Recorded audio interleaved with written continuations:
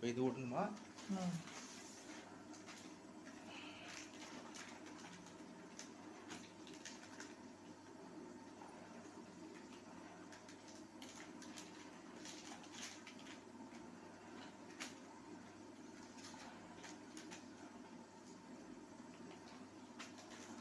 சூப்பராக போயிடுது. இந்த கவர்லாம் வந்து ஹீட் எவ்வளோ நாள் வைக்கலாம்? ஒன்றுமே ஆகாது, மெல்ட் ஆகாது. அது பாட்டு அடிச்சுட்டு தள்ளிட்டே இருக்கும். அப்படிங்களா?